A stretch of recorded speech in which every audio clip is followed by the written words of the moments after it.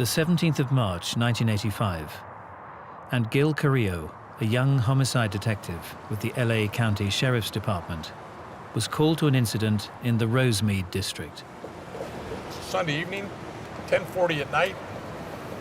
Call comes in, very typical. Okay, Gil, you got one dead, one wounded, and I'm just going to work another routine, mundane murder. Carrillo didn't yet know it, but this murder would be anything but routine.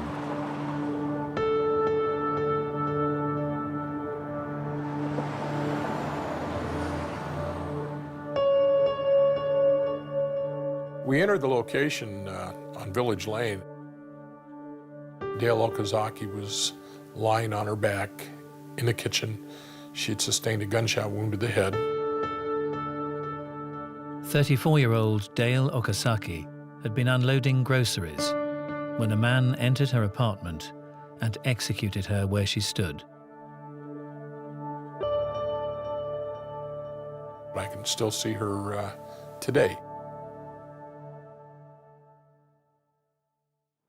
Dale's flatmate, 22-year-old Maria Hernandez, had also been shot at point-blank range, but had survived. She didn't recognize her attacker, and nothing had been taken from the property. We just had our work cut out for us. We didn't know if there was an angry boyfriend, if it was a home invasion robbery gone awry, what it was. Detectives then learned that the killer had struck again. It occurred about a half hour later. It was in the same general area of town, and the same gun was used. In nearby Monterey Park, 30-year-old law student Se Lian Yu had been driving home when another driver forced her to stop, then shot her twice in the chest at close range. Almost immediately, we were aware that we had some sort of a series going, not knowing just how big it was going to get or grow. The nature of the crimes was not typical of a serial killer. The overwhelming majority of serial sexual murderers kill up close and personal. Manual strangulation, ligature strangulation, multiple stab wounds, blunt force trauma. Very, very rarely do they shoot somebody because it's too cold and too impersonal.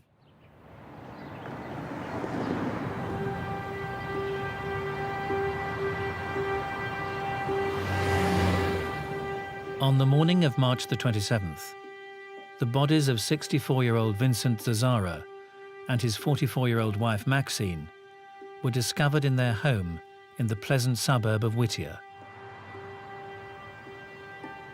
The same gun had been used, but behavior at the crime scene was significantly different.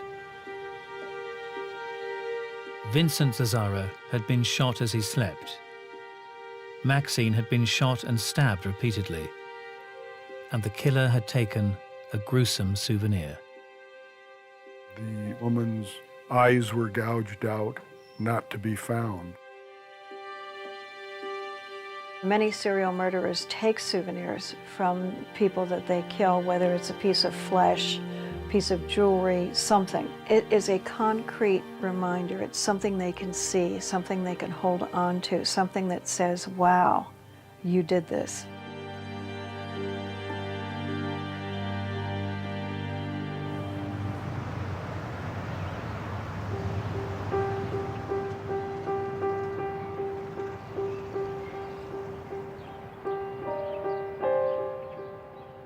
On April the 15th, 2 weeks after the murder and mutilation of the Zazzaras, the killer appeared to have struck again. Linda Martinez was called to process the crime scene at the home of William and Lillian Doy, a couple in their mid-60s. There were casings on the living room floor. Mr. Doy was still in his bed and he had been shot. Mrs. Doy's room was next to the master bedroom. She was an invalid, so she had her own room. She had been sexually assaulted. It always is distressing to go into a crime scene. William Doy had been quickly dispatched with a gunshot to the head. 63-year-old Lillian had been restrained with thumb cuffs, beaten, terrorized, and raped. But the killer had let her live. It was unusual for a serial murderer to have two people shooting one and acting like a serial murderer with the other one. Men he was killing because they were the obstacle to get to his lust, the women. It was an issue of control. It was an issue of not being overpowered. What husband or man would lay there and not intervene in trying to keep his partner from being attacked? Despite the many inconsistencies, Detective Gil Carrillo suspected that just one man was responsible for all the crimes. I felt very strongly there was a serial killer going on. Back at the time, there were two renowned psychologists, one from New York and one from locally here on the West Coast from UCLA, that essentially said that we were full of hot air, that one man was not capable of performing what we were alleging. 6 weeks later, in the leafy city of Monrovia, two sisters, both in their 80s, were discovered in the home they shared. One had been raped. Both had been severely beaten with a hammer. Here again, there was something new. There was a whole aspect of the occult. There were some pentagrams, some things written on the wall. There were some markings on the body. The crimes appeared related, but defied the current theories regarding serial murder. When I was first contacted about the murders, police were baffled. They had no idea who was doing this, how it was happening. They wondered what type of a person would have done this. I mean, was it a maniac? Was it a group of people? Because don't forget, in California, they had Charles Manson, who, with his cult, went out murdering an awful lot of individuals. But my impression was that it was a single individual. It was someone who was not insane, who was not showing outrageous behaviors, and that he was probably young. He was probably either Caucasian, Hispanic, but he was certainly not a standout in his community.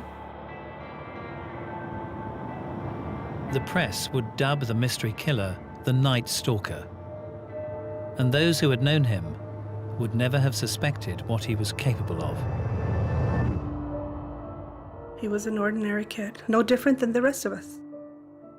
He was friendly and he was nice and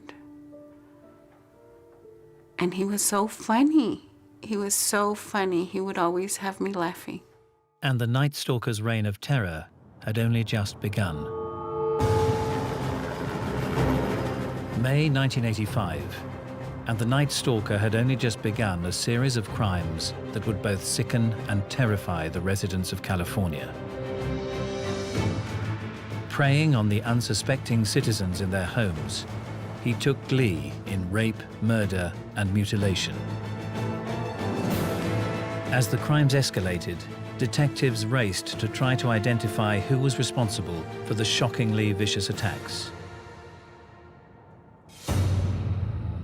Who was the Night Stalker?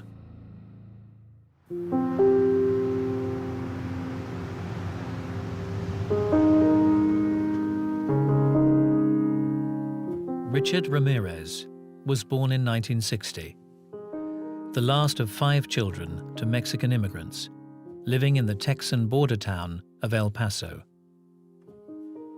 El Paso was a town of about 500,000 people, and across the Rio Grande was Ciudad Juarez, which had 1.5 million people, about triple the size of El Paso. It's a heavily Hispanic population. It was basically a very quiet town, a very quiet place to live. Ramirez had a humble upbringing, typical to his neighborhood. It was a low-income neighborhood, but it was nice. It had green grass in front, and the house was painted. It wasn't shabby, but it was quite small. We were like lower class people, and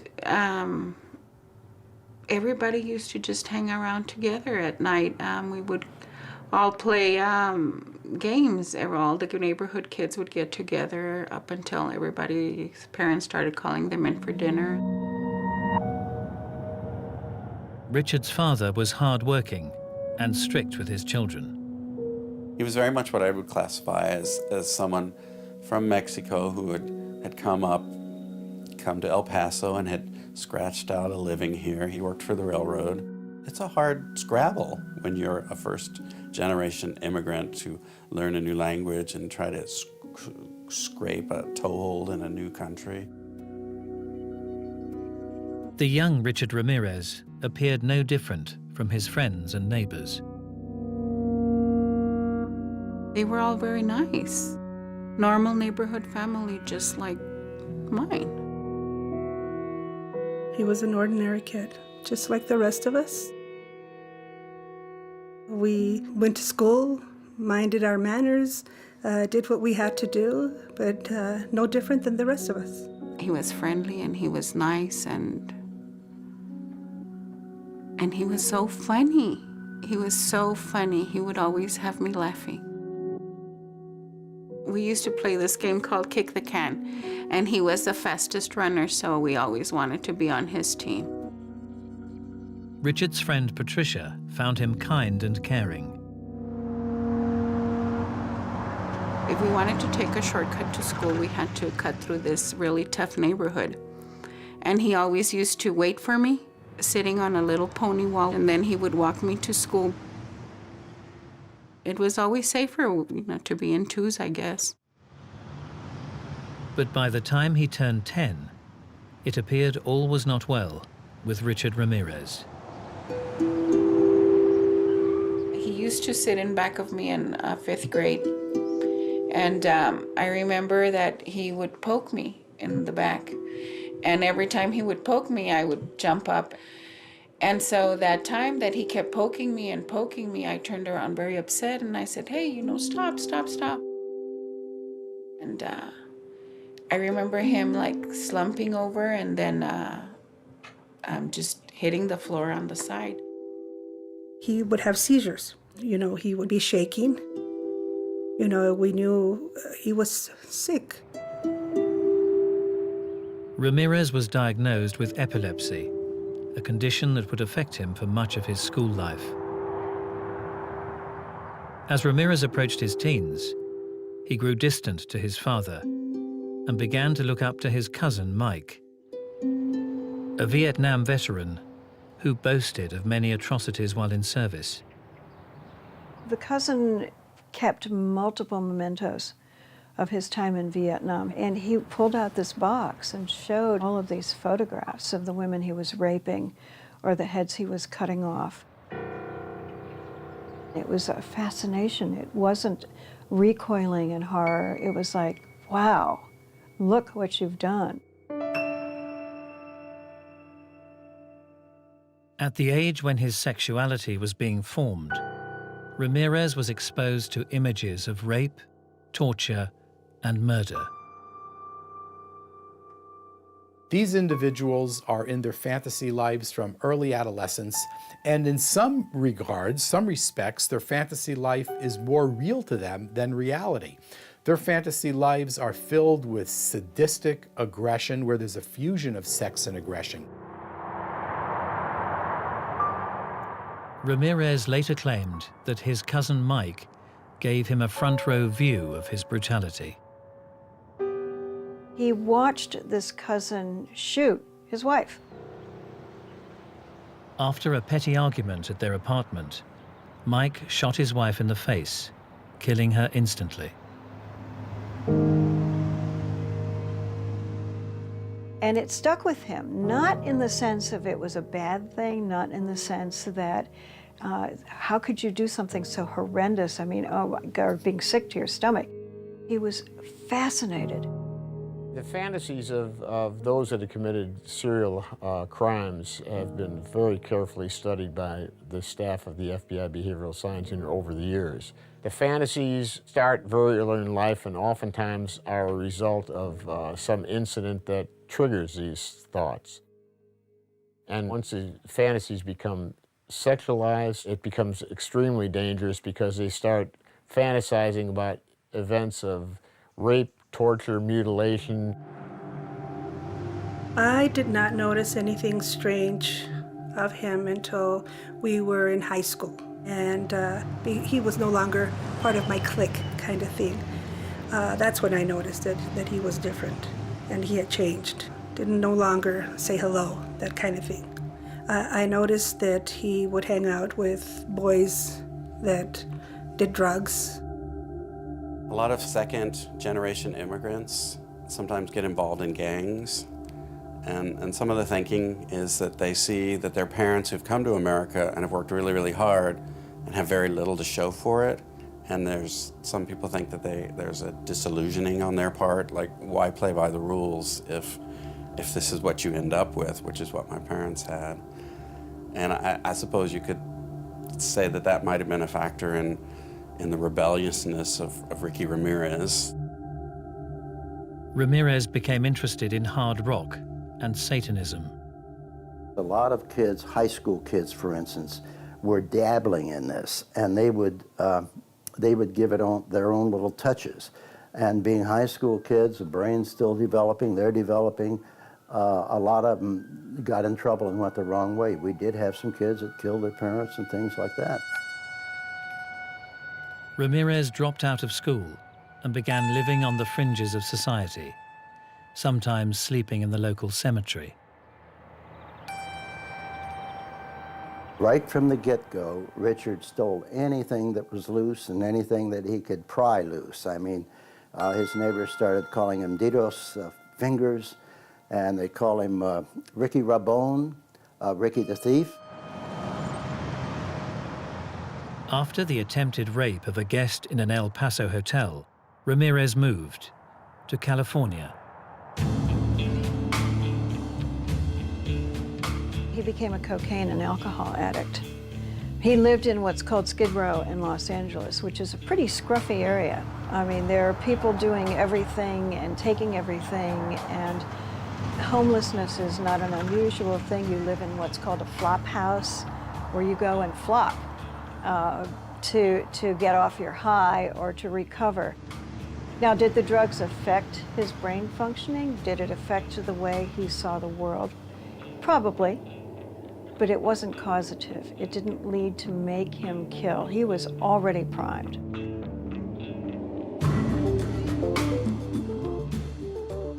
Ramirez lived day to day, taking drugs, using prostitutes, stealing cars, breaking and entering. So he would go out in the suburbs where often they did not lock their doors at night even. They didn't lock their windows. This was like heaven for him. This is exactly what he was looking for. And he would go through the unlocked doors and unlocked windows. Sometimes he would go in and burglarize when nobody was home at night. And then he got bolder and bolder and bolder. The vast majority of burglaries are for material gain. These are usually drug people who want to get some money to buy drugs, and they might do it with a friend or a partner and so on. But there are a small group of burglars that are sexually motivated, where the burglary itself is motivated by an urge to look, sexual stimulation through looking. And since about 50% of burglaries occur in the evening when the victim is likely to be home, it's very easy to see the progression from voyeurism to break-in entry to sexual assault or to sexual murder. By May 1985, Richard Ramirez had killed at least 8 times, and his violent home invasions were about to escalate, plunging the people of Los Angeles into panic.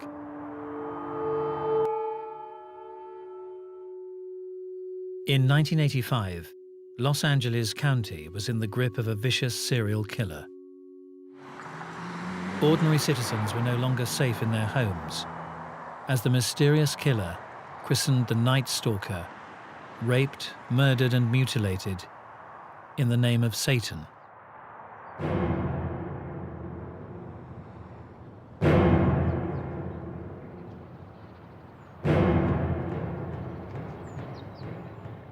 The dreadful and indiscriminate crimes caused a wave of fear. Everybody was scared.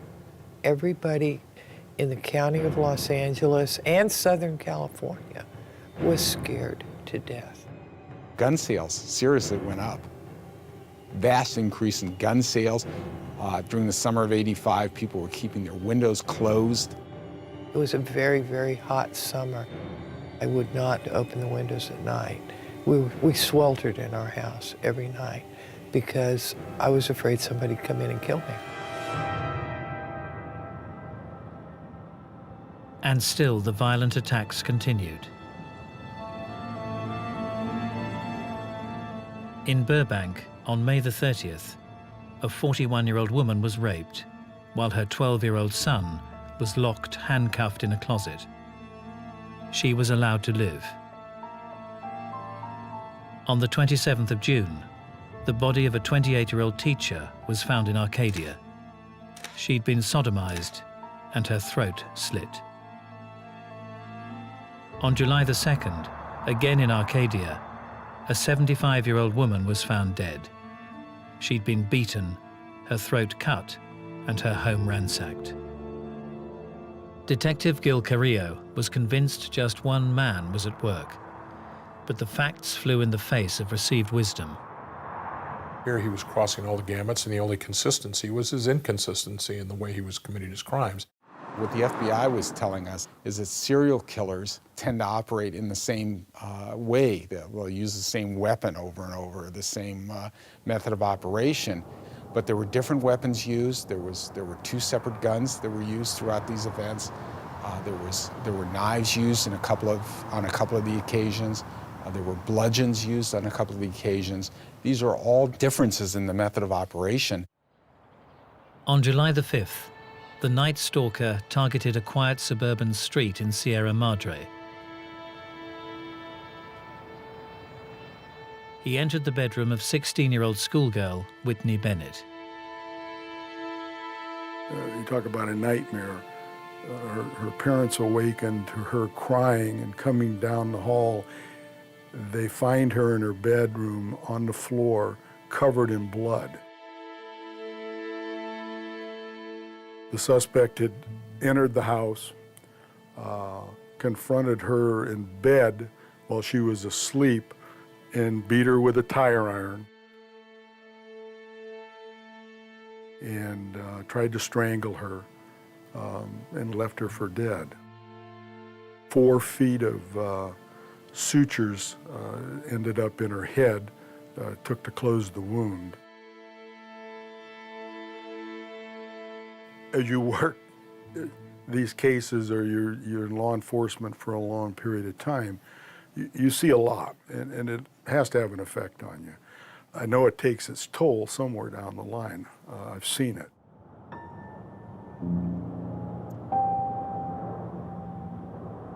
The 7th of July was another in a long run of swelteringly hot nights. I'm home alone. It's the first time that I've ever slept with my gun on the nightstand. Everybody was afraid and pretty much kept their doors locked, windows locked, but the night was so hot and our summer was so hot, so here I had the doors open. In the middle of the night, Detective Carrillo awoke, convinced the Night Stalker was in his own house. I woke up, I was sweating, I was nauseated, and I got my gun, and I cleared my house as if I was looking for a burglar. All of a sudden the phone rang. I scared the bejesus out of me, and it was my desk telling me to call my friend Linda. In the early hours, crime scene investigator Linda Martinez had awoke with a start. About 3 o'clock in the morning, my friend said, someone's calling your name, somebody's yelling for you. Linda's neighbor was crying out for help. I went to the back fence and called across the street to the lady calling me and asked her what was wrong. And she told me that she had been robbed and raped and she was handcuffed to her bed. Once I heard her voice, I knew it was him. Sophie Dickman, a lady in her 60s, had been sexually assaulted. She was raped and Detective Carrillo recognized all the hallmarks of a night stalker attack.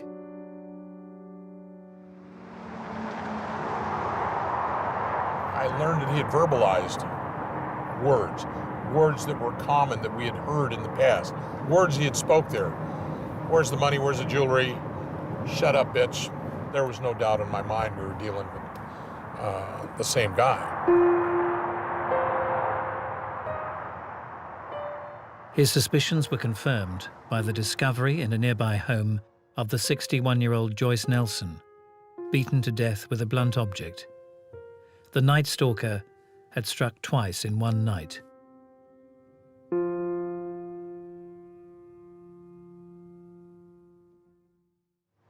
And he would repeat the trick just 2 weeks later, on the 20th of July, first shooting Max and Layla Needing at their home in Glendale, before moving on to Sun Valley. We had a couple that lived in a home. The male had been executed in his sleep. The woman had been sexually assaulted. And there was a young boy there that also had been assaulted. Ramirez had again dispatched the husband as he slept. He had repeatedly beaten, sexually assaulted, and humiliated the mother, demanding that she pray to Satan for her life, and then raped her 8-year-old son. It was not enough just to murder or to rape. He had to torture, and he loved to terrorize him. He would make him say, "Hail Satan." Humiliation of victims is very, very typical in serial sexual homicide. This is arousing to them. This reassures the offender that they are in such complete control that they can degrade and humiliate the victim any way they want. Nothing could be more stimulating for an individual with this deviant sexual arousal pattern. No one was able to predict or prevent the night stalker's crimes. It's typical of serial killers to choose people who put themselves at risk somehow, like male or female prostitutes, like hitchhikers. But these other people, they were living their normal lives. They weren't doing anything at all that should have brought this down on them. And the panic escalated. The publicity of the killings was like a drum beat. The more killings, the more publicity, the more fear.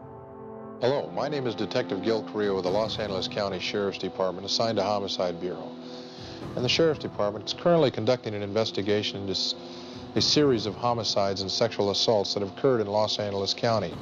I knew how vicious and violent and how vile he really was, and there was an enormous amount of pressure to stop before he hurt anybody else, even more so before he hurt somebody in my own family. People were buying guns, people were buying guard dogs, people were scared to death. The suspect has used guns, knives, tire irons, as well as his own shod foot to inflict serious injury to several victims in the past. Nobody knew who it was. Nobody knew where he was going to hit. People didn't know if they were going to live to see the next morning. It was really, really scary. And then a shocking twist. It was very obvious that our killer from Southern California had now struck in the city of San Francisco. On the 17th of August, the night stalker had shot another couple in their home, leaving a satanic symbol on the wall. A week later, he struck 50 miles south of Los Angeles, shooting the husband and sexually assaulting the wife, forcing her to swear her love for Satan. With the killer on the move, detectives were now working night and day to try to catch him before he struck again. Since the last taping, which was August 13, 1985, the suspect in this case, currently under investigation, has committed 2 more homicides. I have the pressure of the world on me. I need to save not only my immediate family, my wife, my mother, and my kid, everybody, but the citizens of Los Angeles County. There's an animal going out there. I have to solve it. The vehicle used in this crime was a 1976 Toyota station wagon. If the vehicle is found abandoned, contact Sergeant Frank Salerno or Detective Gil Carrillo. My wife found my 13-year-old daughter crying in the bedroom. And she said, "What's wrong?" And she said nothing, and my wife said, "No, something's wrong. What is it?" And she said, "I just wish this were over."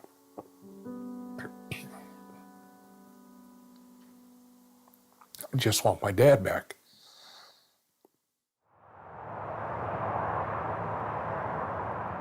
Detective Carrillo didn't yet know it, but before the end of the month, he would be face to face with one of history's most heinous serial killers.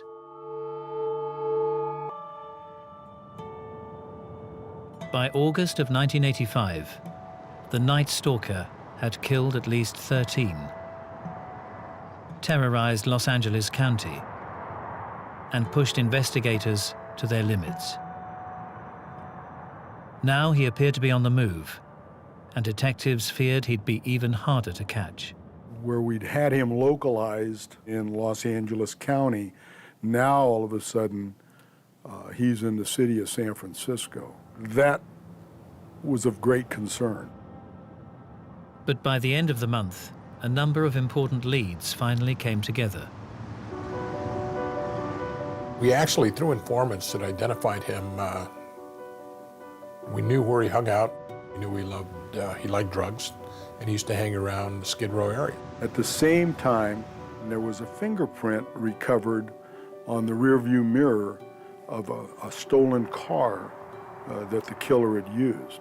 And they made Richard Ramirez off that fingerprint. The sheriff of LA County, the chief of police of LA City, the chief of Glendale decided that they were going to release the picture of the killer, Richard Ramirez, to the press immediately. When they showed him, I told my husband, "Oh my God, look, that's Richie.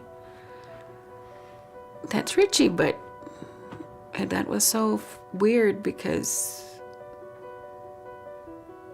I can't comprehend him doing something like that, not with his personality.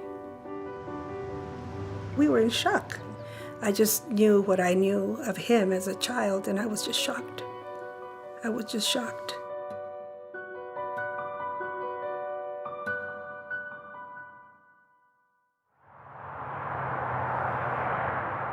On the morning of the 29th of August, 1985, Richard Ramirez arrived in Los Angeles after visiting a brother in Arizona. Ricky walked into the nearest convenience store to buy some candy, and he noticed people were looking at him. And then when he would look at them, they'd look away, of course. And as he was waiting for his change, he looked at the newspapers on the counter. And every paper, there were 4 or 5 of them then from LA and from the area, every paper had his picture, his photograph. And then one woman, she said, "It's him, El Matador," which is killer in Spanish. Ramirez panicked and fled. So he started running through yards, across over fences. He climbed about a 9-foot sound barrier wall. As he went through yards, people were calling in. They were calling to the Los Angeles Police Department, saying, "Somebody's coming to my yard, I have a prowler."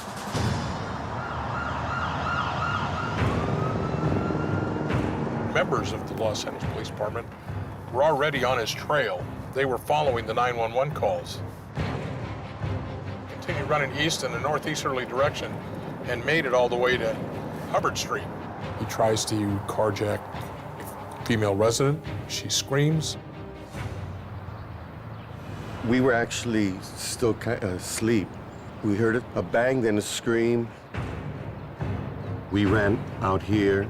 We noticed a tall, dark, skinny guy running, and my dad right behind him. We just came running as fast as we can to assist my dad and the neighbors. Richard has been running for about 2 miles. Pretty much caught up to him about here and tackled him right here up against this fence. Citizens come out and surround him. And he was right here, just sitting down right here. He was bleeding because one of the neighbors had hit him with a fence post right over the head. He was perspiring and huffing and puffing and looked very tired and scary. He looked very scary, actually. People just started coming out with their newspapers and saying that's the killer, the matón, that's, you know, a night stalker.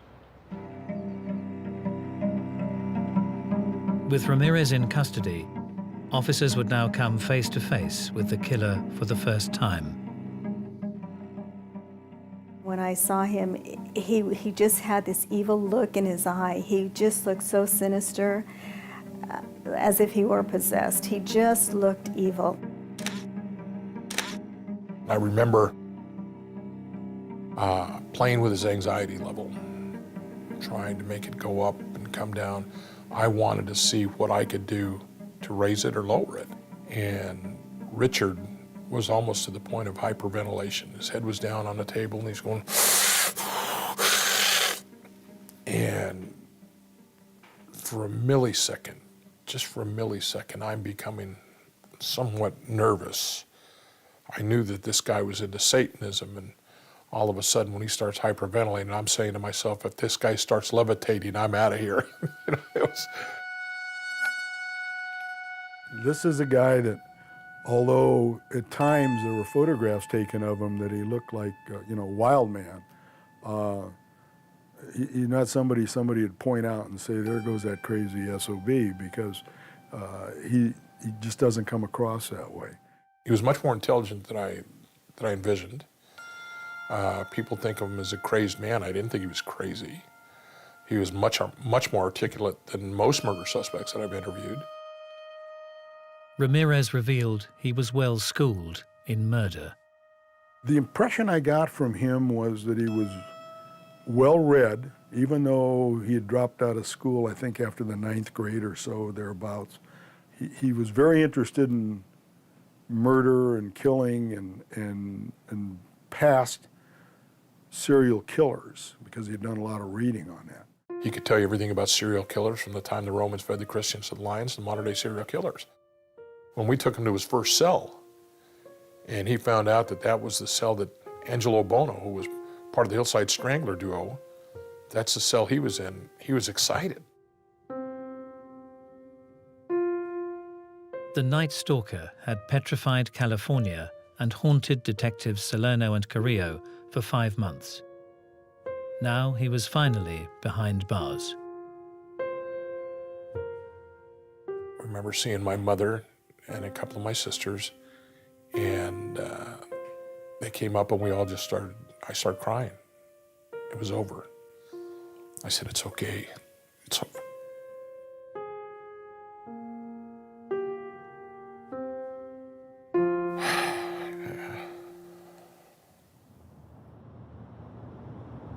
In 1989, Richard Ramirez was found guilty of 13 murders and 30 attempted murders, rapes, and sexual assaults. He was sentenced to death. So what drove the Night Stalker to his ultimate destiny as one of history's most savage serial murderers? Were the lessons he learned in his upbringing to blame? Or was Richard Ramirez born to kill? I don't see anything in his upbringing that was any more unusual than a lot of people. I know a lot of successful people have gone through hell being raised and come out just fine. This could be a case, and it probably is a case of when he was conceived, he's a bad seed. No matter how he was raised, he was destined to do what he did. A lot of people grow up poor, and a lot of people are abused in their childhood, but they don't all grow up to do the things that Richard Ramirez did. It does not appear that he was abused as a child or deprived, or there is certainly no evidence that was presented. So how did he grow up to do these things? The best way to look at it is from a biopsychosocial approach, but with a heavy emphasis on neurobiology, whether it's hormonal, chemical, electrical, brain damage, some combination of facts, plus psychosocial stressors, abuse never helps. Many, many things have to go wrong in order for one of these individuals to be created. Richard Ramirez was born to kill. He began his life in the way everybody does, seemingly normal. Something happened in that gene that he has, something that was added on to by the experiences that he had in his environment and childhood. It's like a recipe. You have a basic thing, you add to that recipe, you add to that recipe, and finally you have the born killer. Natured or nurtured? I don't believe anybody is born with this in them. You know, this comes about from something they've learned, they've seen, and they've decided to do. Richard had the liberties to do whatever he wanted to do and was a drifter early on in age. And when you couple that with narcotics activity, the drugs, you know, then that definitely causes problems in the mind, and I don't think anybody's born like that. They learn, they see, and they do.